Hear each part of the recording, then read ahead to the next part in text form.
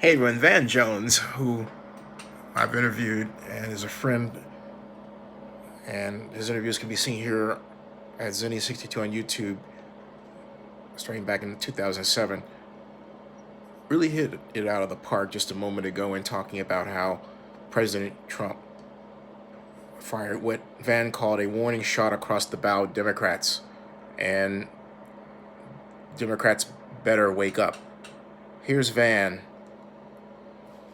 explaining the real meaning behind Donald Trump's State of the Union address with respect to Democrats and African Americans. I think the last 24 hours have been a big wake-up call to Democrats. That's what I think. The Iowa caucus was a debacle. And this was a very strong speech, and it shows what he thinks he needs to do to win. And I think actually very clinical about this. I think you're exactly right. He knows he's got to give a lot of red meat to his base, and he gave it. For religious liberty, abortion, all of it, the military, etc. But he's doing something else. And it has to do with how he's going to manage race in this thing. And there seems to be a trade-off between the Latinos and the African Americans. That's what you see. He went hard on the sanctuary city stuff.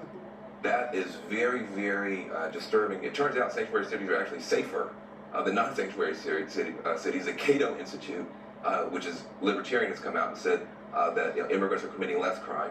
So for some reason he thinks that doubling down on the anti-immigrant piece is a big part of this thing. At the same time, and warning to Democrats, what he was saying to African Americans can be effective. You may not like it, but he mentioned HBCUs. Our black colleges have been struggling for a long time. A bunch of them have gone under. He threw a lifeline to them in real life, in his budget. He talked about that. He talked about the criminal justice reform. He talked about opportunity zones. School choice. He talked about school choice. Yeah. Listen, wake up. He doesn't have to be effective. He has to be effective to move margins at key states. And the thing about it is, and I think that we got to wake up, folks. There's a whole bubble thing that goes on. We say, well, he said S-hole nations, therefore all black people are going to hate him forever. That ain't necessarily so. And I think what you're going to see him do is say, you may not like my rhetoric, but look at my results, look at my record to black people. If he narrowcasts that, it's going to be effective. Which means, as we move through this primary process, we've got to pay a lot more attention both to what's going on with the Latino vote, are we going to get a benefit in terms of having them respond, and with the black vote, is there going to be a split off, especially for black male voters? We got to be clinical about this stuff. We get so emotional about it. That was a warning to us, a warning shot across the bow of Democrats that he's going after enough black folks to cause us problems. It's not just the white suburban voters; he's going after black folks. Can I just say one thing about this? The problem with that for him that he's going to have to balance is this was a speech off a teleprompter that was finely calibrated.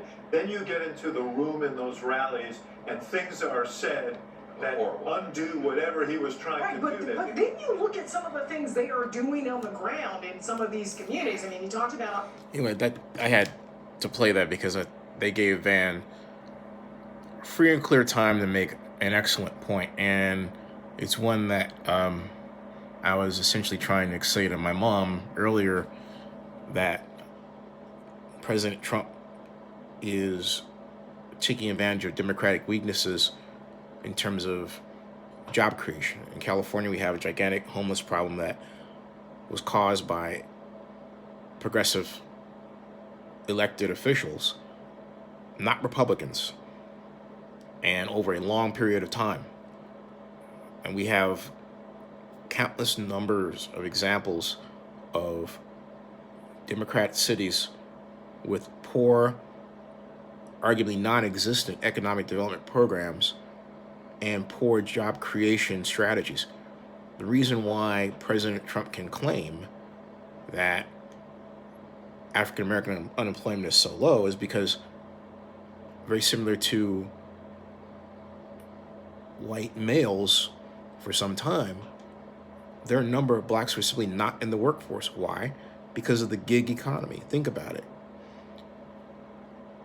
You may not have that plant job around which you can file an unemployment claim, but you can work for Uber, Lyft, gain money online, and that will gain you more money than unemployment insurance is going to get to you. So you are effectively, statistically, are out of the labor force, even though you're very much in it. It's an ugly problem. And you count, as far as I'm concerned, as one of the growing ranks of those who are underemployed, because you're quite literally, for want of a better term, a slave to technological advance. Technological advance that could take you out of working for Lyft or Uber, for example, autonomous vehicles guided by satellite, or any number of technological advances that spell you not being able to do that job. And the idea that jobs are automatically and magically going to be recreated is folly.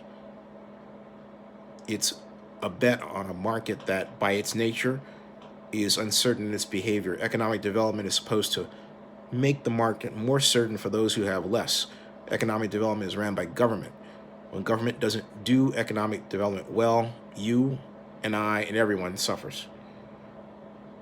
And that's a Democrat problem, because Republicans do not, by and large, plant their flag on the idea of healthy economic development programs, although they should.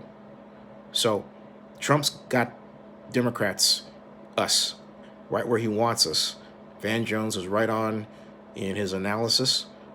Democrats need to wake up.